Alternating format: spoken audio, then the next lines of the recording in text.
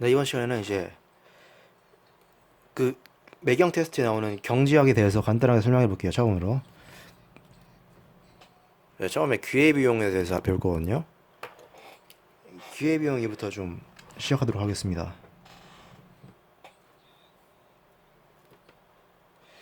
기회비용은요, 어떤 선택을 하면서 포기해야 하는 그런 단서,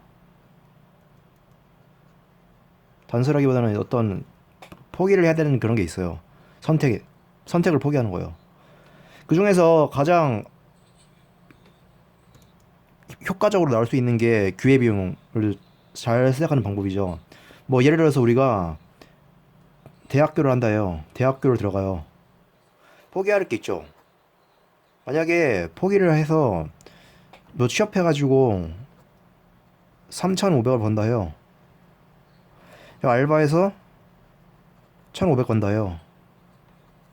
그럼 결국에는 대학 선택에 따른 기회비용은 여기서 가장 최상의 것인 취업 3,500이 바로 대학 선택에 따른 기회비용이 되는 거예요.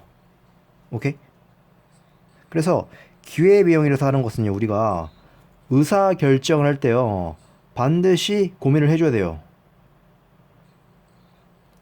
알겠죠? 너 어떻게 고려하냐? 우리가 편히 내가 어떤 일을 하고자 했을 때 그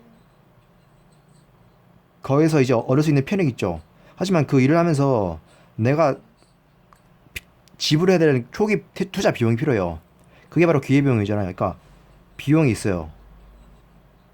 만약에 편익이랑 비용 있잖아. 편익이 훨씬 핀다면은 결국에는 우리 이거를 선택하죠. 반대로 우리가 비용이 더 크면은 우리가 안 하죠. 일반적으로. 이게 바로 합리적인 선택 사고 방법이에요.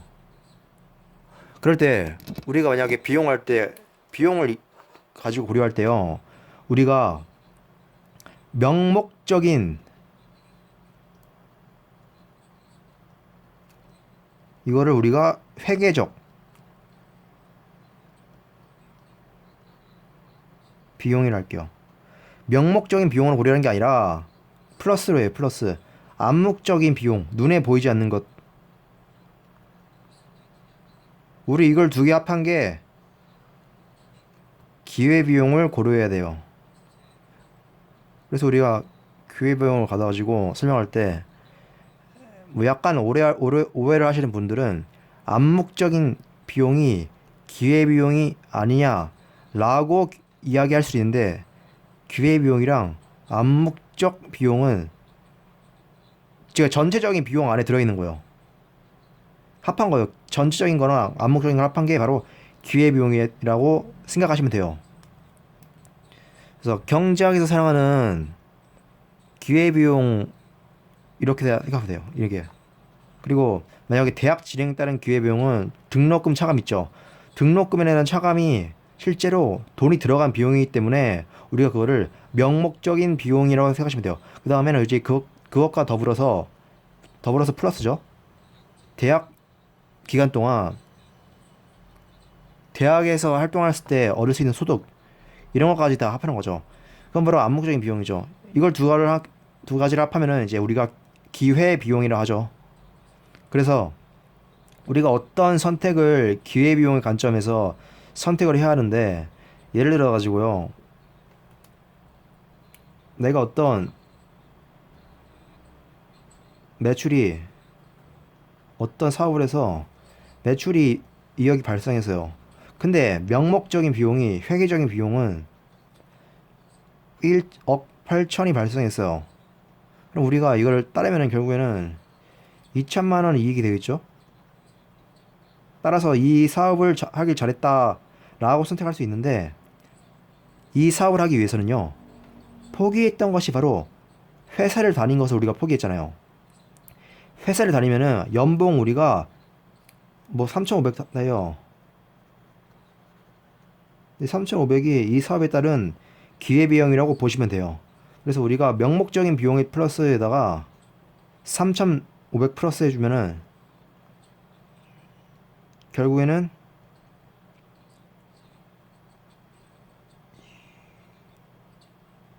2.15네요. 2억 1천이네요. 2억 1,500. 오케이? 이렇게 보시면 돼요. 이게 바로 기회비용. 이게 바로 기회비용이다 라고 생각하시면 돼요. 그 다음에 편익보다 비용이 크다.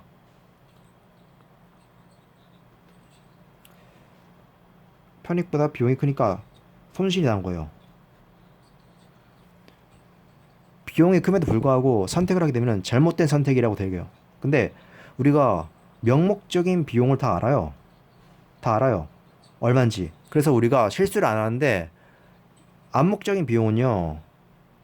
이게 돈이 들어가는 게 아니기 때문에 우리가 이제 의사결정 시 고려를 할 수도 있고 안 할 수도 있는데 그렇다 보면은 잘못된 계산도 해요. 그러니까 우리가 어떤 의사결정을 낼 때는 반드시 기회비용을 고려해 줘야 돼요. 그 다음에 이제 매물 비용이거든요. 매물 비용은요. 이미 의사결정이 내려져 가지고 어떤 선택을 하든 어떻게 할 수 없는 비용이에요. 이미 의사결정이 내려졌기 때문에 바꿀 수 없어요. 따라서 의사결정이 내려졌으면요. 어떻게 할 수가 없으니까 억지를 부리라 이런 뜻이거든요. 의사결정 시에 고려할 필요가 없다는 거예요.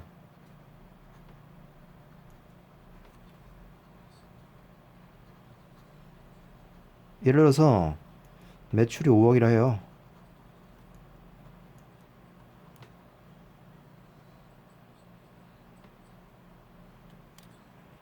기회비용이 4억 9천 할게요. 근데 기회비용이 4억 9천인데 여기다가 R&D라고 비용을 써요. 아니면 시장 조사. 우리 이런 거는 어떤 걸 선택했을 때 이미 연구 개발을 했어요. 그럼 이제 끝난 거거든요. 내가 어떤 선택을 하든 간에 다시 해소할 수 없잖아요. 내가 그 사업을 하기 위해서 선택을 했는데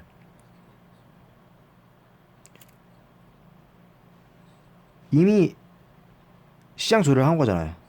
그래서 어떤 선택을 하든 간에 어쩔 수 없는 비용 때문에 그래서 이런 걸 우리가 매물 비용이 어쩔 수 없는 거예요, 사실. 의지를 못 바꾸는 거. 그래서 우리 매물 비용은 의사 결정 시에 고려할 필요가 없어요. 예를 들어서 매출이 5억이네.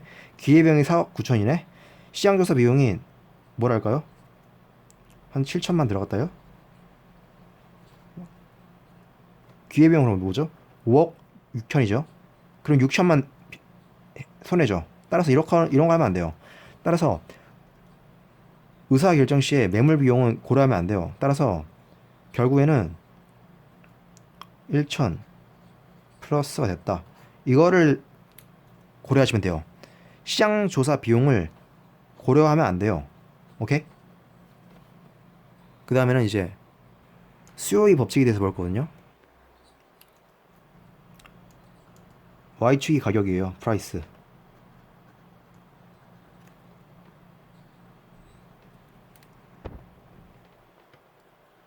이죠 우리가 디맨드 프라이스라고 소모량?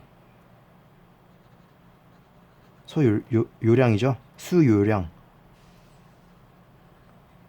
예를 들어서 가격이 100원이었어 맨 처음에. 가격이 50원으로 떨어져요. 이때 수요량이 20이에요. 점을 찍으면 우리가 이렇게 그래프가 나와요. 이런 식으로. 결국엔 수입 법칙이란 가격이 상승하면 수요가 줄고 가격이 하락하면 수요가 는다. 우리가 이거를 수요량의 법칙이라 생각하시면 돼요. 수요의 법칙에 비해서 우리가 수요 곡선이라 생각하시면 돼요. 결국에는 우하향 이렇게 하시면 돼요. 근데 우리가 이제 수요에 이제 영향 받잖아요. 우리 수요에 영향 있죠. 이 가격이 수요에 미치죠.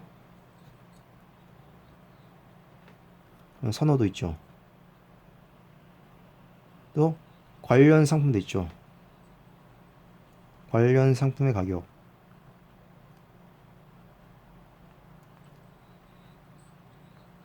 또 소득이 있으면서 이런 게 이제 소득에 영향을 미치거든요. 우리가 이런 거 미치는 게 크게 두 가지 있거든요. 가격과 가격 이익의 것으로 나눠볼 수 있어요. 그래서 우리가 만약에요. 가격이 변한다면은 대충 100원에서 50원 변했었다. 이때 10에서 20으로 수요량이 움직였죠. 움직였죠. 이 움직인 것을 우리가 델타를 수요량의 변화라요. 따라서 수요량이 변화 어떻게 생각하냐? 가격이 변했기 때문에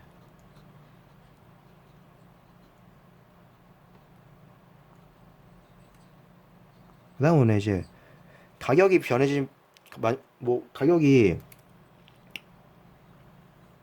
100원 똑같아요. 이렇게 이 외의 요인이 있거든요. 소득이 증가하면은 가격은 안 변했어도 더 많은 거를 살 수가 있거든요.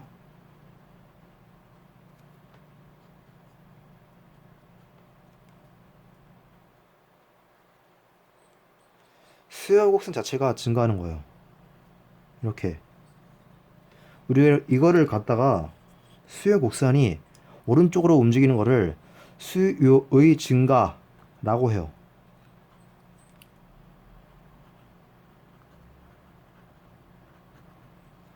수요 곡선이 예를 들어서 왼쪽으로 가시면은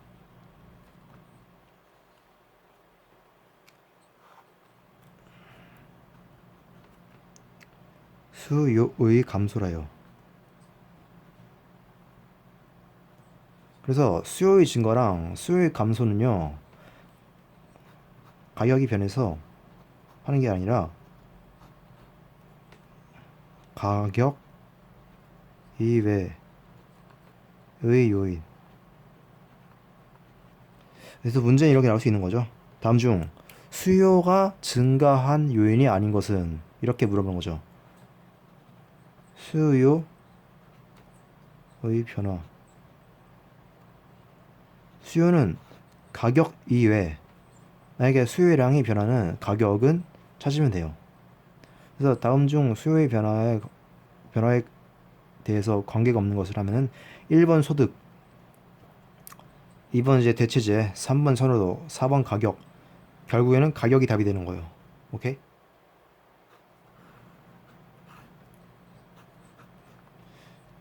이렇게 수요량이 변화랑 수요 차이점에 대해서 이야기를 했어요. 이제 우리가 공급 곡선도 마찬가지거든요. 우리가 공급의 법칙을 가격이 50원일 때 얘는 10개를 공급해요. 뭐 예를 들어서 가격이 100원이에요. 공급량은요 20이에요.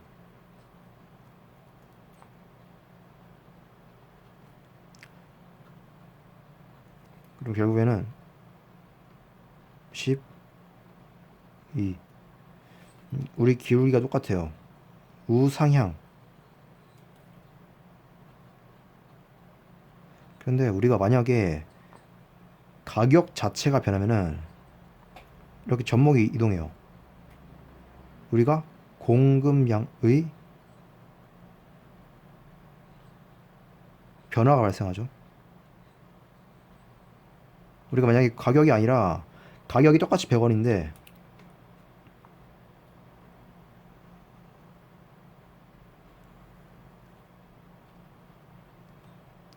20개를 공급했어요.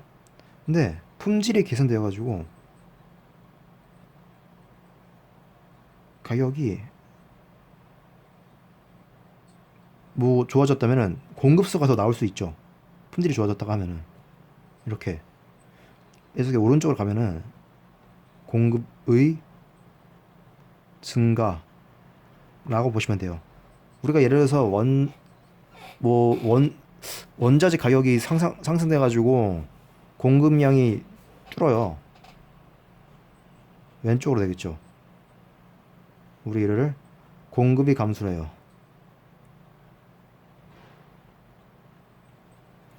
어떻든 간에 공급이 감소든 공급이 증가든 공급이 변하는요.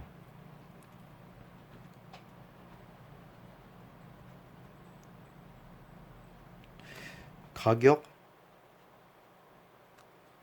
이외의 요인. 뭐 예를 들어서 공급량이 변은 가격이 있기 때문에 이렇게 되면 돼요.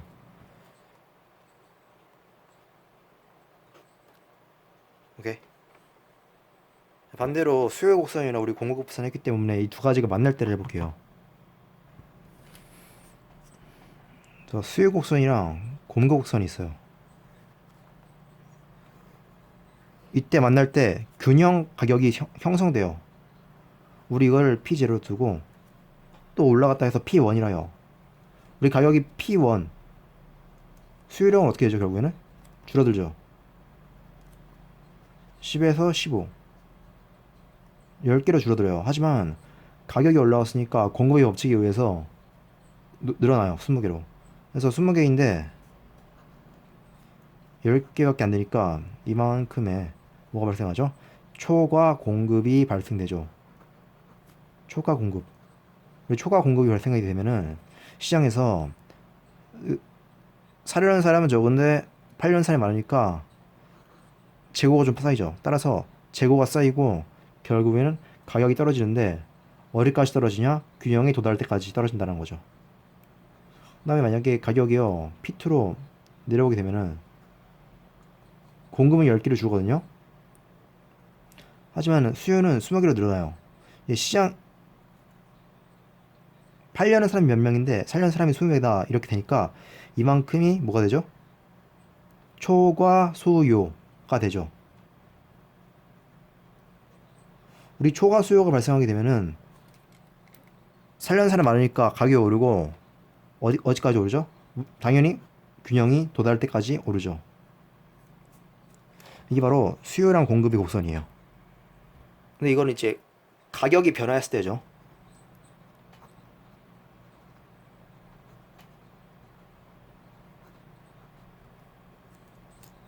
근데 만약에 우리 수요 곡선이랑 공급 곡선이거든요.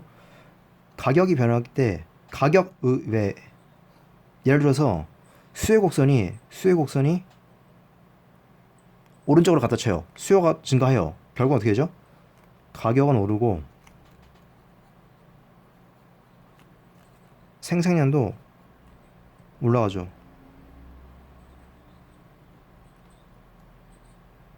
뭐 예를 들어서 이런 쪽으로 움직이다 해요. 공급이 증가했다 해요. 그럼 가격은 내리고 공급은 증가하게 된 거죠. 뭐 예를 들어서 균형적인 그걸 확인할 수 있어요. 다음은 수요와 공급의 탄력도에 대해서 볼 건데요.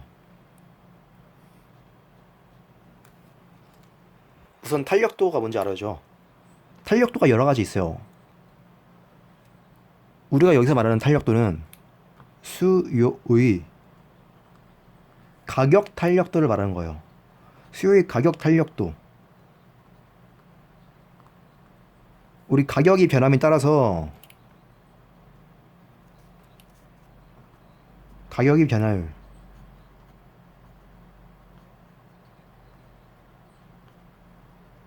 수요가 어떻게 변하느냐.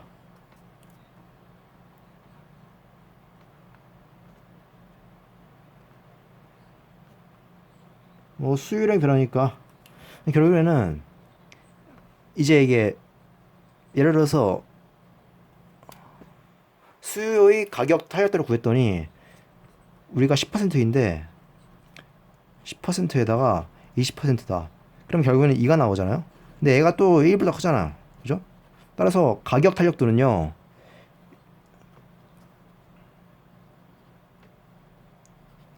우리가 이게 이제 탄력도거든요. 우리 얘를 사치제라 해요.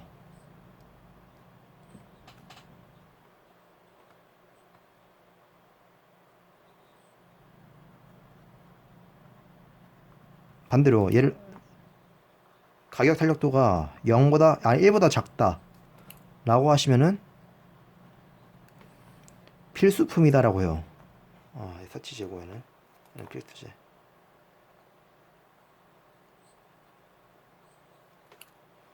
우리 필수품은 비탄력적이라 보시면 돼요.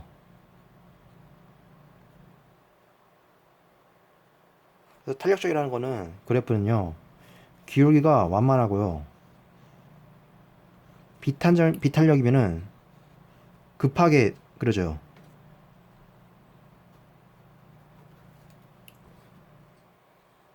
예를 들어서 우리 사치제 같이 탄력제가 좋다요. 완만하게.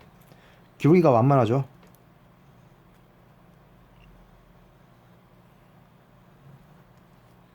그러면은 현재 가격이 100원일 때 우리 10개를 팔렸다요. 이 사람의 이익은 100원짜리를 10개 팔았으니까 빚근치 분만큼 될 거예요. 근데 가격이 올랐어요. 얼마나 올랐으니까? 근데 얼마 안 올랐죠? 110원으로 올랐는데 수요의 곡선이 이렇게 탄력적으로 볼 수도 있고 완만하게 됐죠? 그럼 이제 5개로 수요량이 줄어든다는 것을 알 수 있어요. 이렇게 되면은 이 사람이 벌을 수 있는 이게 이만큼이 되고, 따라서 100 곱하기 10이 되고 1000원인데 뭐 110 곱하기 5면은 550원밖에 안 되잖아. 결국에는 탄력적인 상품을 가지고 이렇게 하면은 오히려 매출이 줄고 이익이 줄어가지고 안 좋게 될 수 있어요. 하지만 비탄력적인 상품은요,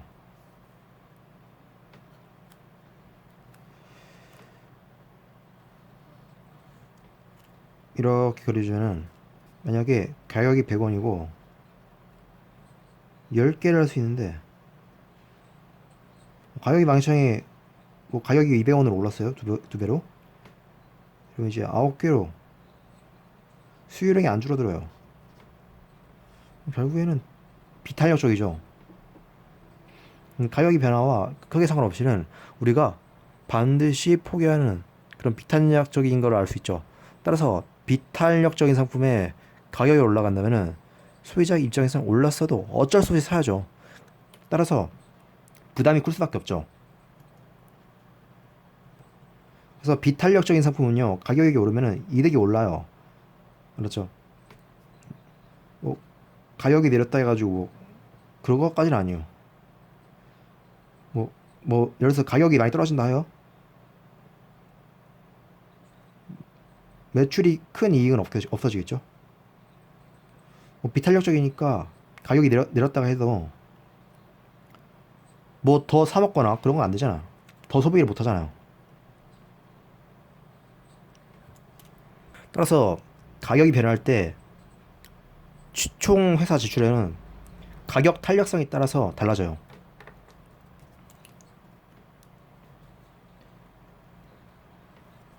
예를 들어서 탄력도가 1보다 크면 사치제. 자, 다시 작으면 비탄력적 필수품. 네, 이렇게 되면은 총 비용이 증가돼요. 오케이. 그 다음에 이제 수요의 소득 탄력성. 소득. 우리 뭐죠? 소득이 가격 탄력성이거든요. 소유의 가격 탄력성은 그냥 탄력도 탄력한데 이게 소득 탄력성이에요. 소득 탄력성. 결국에는 소득의 변화율에 수요량의 변화율.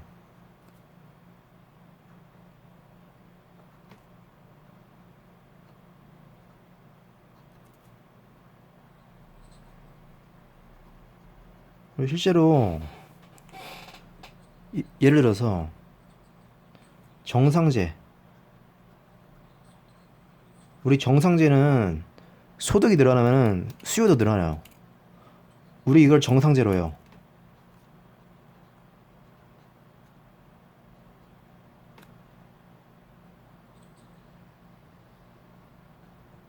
이 만약에 정상지를 하면은 소득이 변화해요. 결국에는 어떻게 되죠? 플러스죠. 또 수요량도 플러스죠. 결국에는 정상자의 소득 탄력성은 플러스라. 이렇게 하시면 돼요. 반대로 소득의 탄력성이 플러스 났다. 역으로 정상제라는 뜻이에요.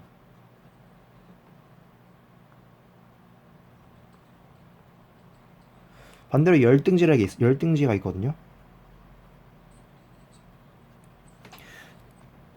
오히려 얘는 소득이 증가하면 수요량이 감소해요. 따라서 소득이 증가해요. 반대로 수요는 줄어들어요. 그래서 얘는 우리가 전체적으로 마이너스 나와요. 그래서 수요의 소득 탄력성가 마이너스다. 따라서 마이너스. 하지만 플러스는 이제 정상제다. 그 다음에 이제 수요의 교차.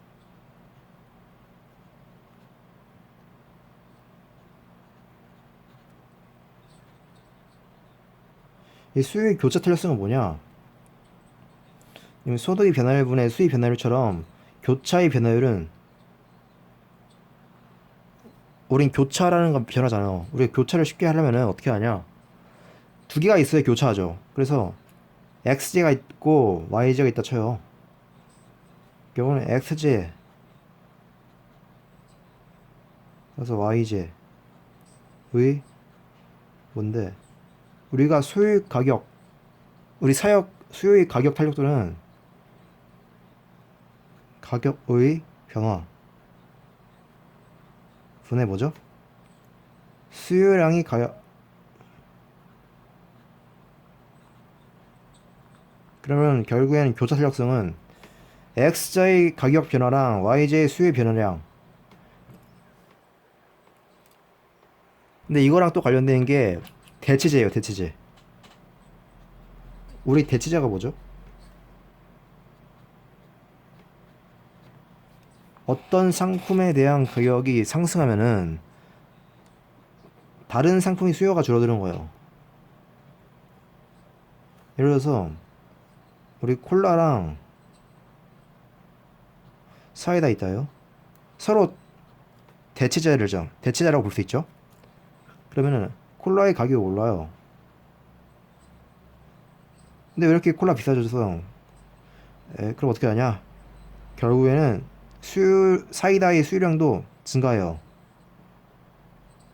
우리 이런 걸 이제 대체자라요. 그래서 X자의 가격 변화, 콜라 가격, 콜라 플러스죠? 근데 YJ도 수요량도 어떻게 죠? 플러스죠. 네, 증가하죠. 그래서 대체제 수요의 교차 탄력성은 결국에는 플러스 나온다. 그 다음 보완제 갈게요. 우리 보완제로 하는 거는 보완해준다 뭐 이렇게 이야기하기보다는 보완이에요. 어떤 상품 가격이 변화지면은 어떤 다른 재화의 변화가 또 줄어든다는 거거든요. 뭐 예를 들어가지고 컴퓨터 본체랑 핸드폰이랑 합시다. 핸드폰이랑 컴퓨터예요.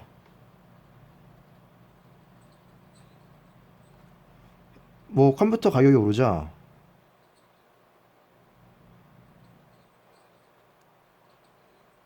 10만원 뭐 100만원이라고. 근데 얘는 수요가 줄어들죠. 오케이. 그래서 어떤 재화의 가격이 변해요. 플러스 됐죠.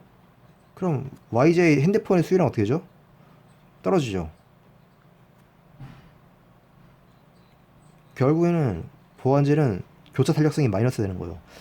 사실 뭐 컴퓨터를 안 들어도 되고 뭐 CPU, 메모리, 램 아니면 SSD, 아니면 HDD 아니면 메인보드 그리고 GPU 이런 걸로 해가 이렇게 다 이게 컴퓨터가 사실 다 있어야 되잖아요. 6개. 뭐 하나라도 떨어지면 안 되잖아요. 관련이. 뭐 잘못된 것 같은데 하여튼 컴퓨터라고 하셨을 때 뭐 모니터도 필요하고 그죠? 예, 예를 들어서 뭐 수요 교차 탄력성이 마이너스면은 보완제다. 오케이?